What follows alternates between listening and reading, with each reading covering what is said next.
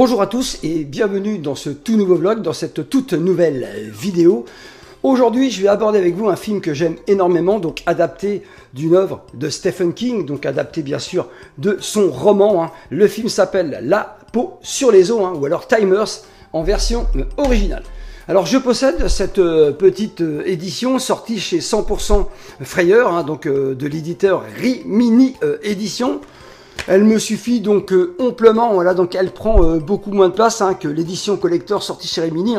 Franchement, moi, ça me suffit largement. Alors, si vous êtes passé à côté d'une telle pépite, je ne peux absolument que vous la conseiller. Franchement, sorcellerie, donc une mise en scène diabolique.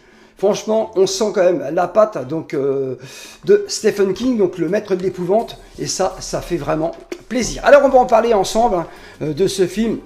Voilà, donc La peau sur les os, ou alors Timers, est sorti donc en 1996 et le roman, lui, était publié en 84, c'est-à-dire le 19 novembre, avec 372 pages. Voilà, donc écoutez, c'est un roman pour le moins plutôt intéressant. Mais il faut quand même spécifier que le long métrage ne possède absolument pas la même fin donc, que le roman, que le livre.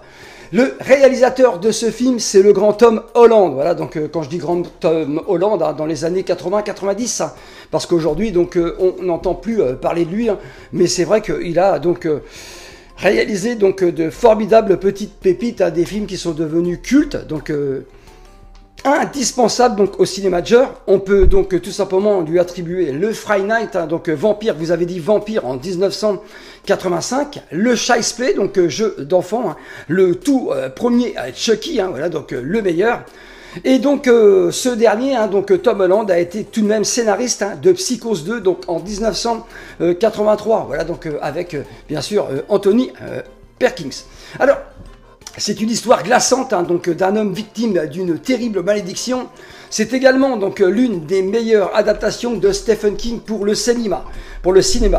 Bien entendu, donc ça n'engage que moi parce que beaucoup donc n'aiment pas donc cette adaptation. Alors, une mise en scène donc très inspirée, des effets spéciaux donc plutôt réussis et une interprétation donc de qualité. Alors, ce long métrage donc en VO donc s'appelle Timers, voilà, donc Tyner, donc voilà, un titre plutôt particulier, mais c'est comme ça, Tiners en vidéo. Alors au scénario également, donc bien sûr Tom Holland, donc réalisateur scénariste, avec un certain donc Michael McDowell, à qui l'on doit donc le scénario de Beetlejuice en 1988. Voilà, donc écoutez, c'est pas un scénariste qui a écrit beaucoup de scénarios, mais il a marqué quand même le cinéma donc avec ses deux œuvres. Alors, la musique, elle est signée donc Daniel Leach. On lui doit donc la musique, la BO de Hellraiser Bloodline, donc en 1996. Voilà, donc Hellraiser Bloodline. Donc pas donc le meilleur, c'est le 4e volet, mais tout de même très intéressant à suivre. Alors, le budget, donc, bien sûr, de Tiners, c'est tout simplement 8 millions de dollars. Alors, pour une recette mondiale de 15,3 millions de dollars, c'est pas donc énormissime. Donc, ce film aurait mérité donc bien davantage. Voilà. Alors, le film donc est nommé donc aux Saturn Awards en 97 pour le prix des meilleurs maquillages pour un certain Greg Cannon. Voilà, donc Greg Cannon, il n'a pas donc travaillé sur énormément donc de longs métrages, mais son travail est à retenir donc sur ce long métrage. Alors, le tournage, lui, a lieu donc du 16 août au 6 novembre 1995 dans le Maine, donc principalement. Alors, une magnifique VHS à nostalgie de Vidéo Club, paru chez Warner Home Video dans la collection Grand Cinéma Fantastique.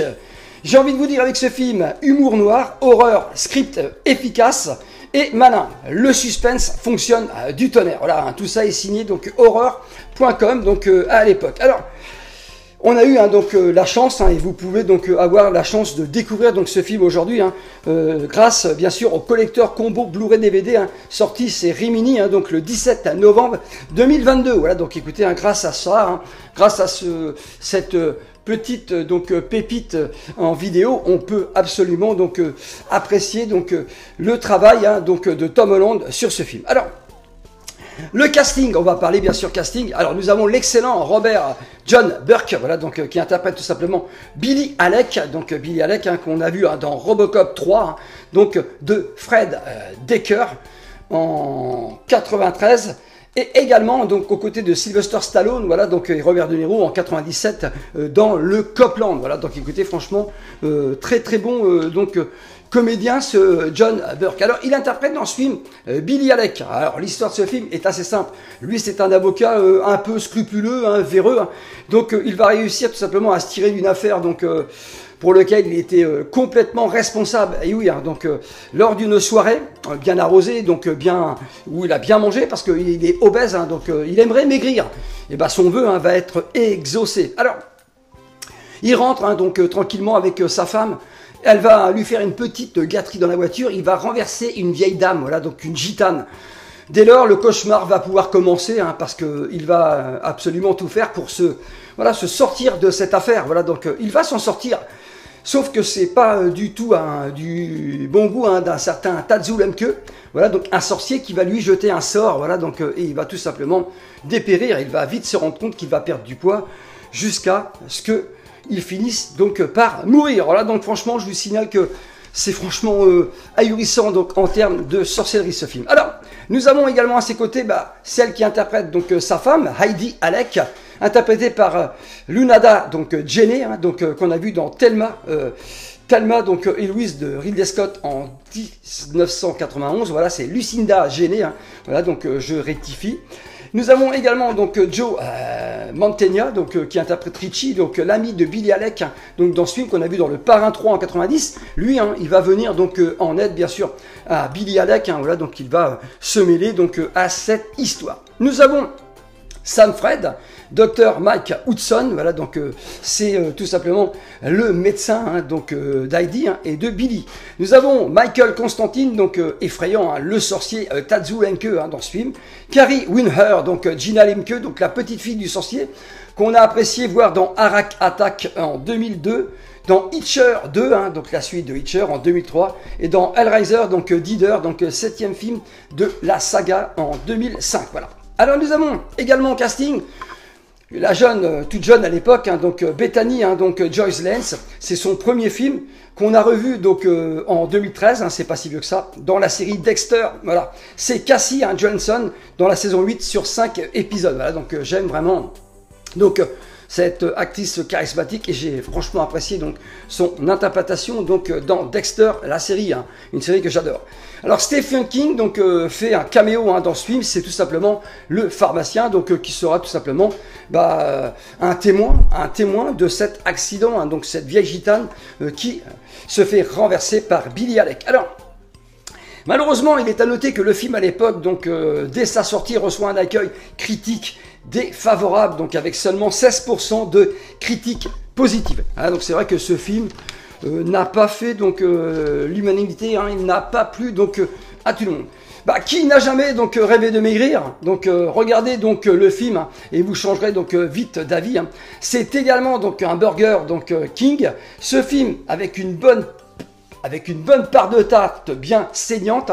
Donc c'est un enfer donc et horreur de la bouffe. C'est très bien ficelé, donc très bien joué également. C'est angoissant, donc prenez garde à la malédiction gitane, donc cher homme blanc de la ville.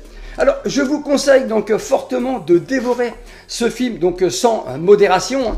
C'est une satire sociale, une adaptation donc une adaptation acceptable donc du roman du maître de l'épouvante, sorti donc sur le tard. C'est vrai qu'on aura franchement attendu donc un sacré bail pour voir ce film sortir donc en qualité HD. Voilà, donc c'est vrai qu'on a eu donc VHS, bien sûr VHS vidéo.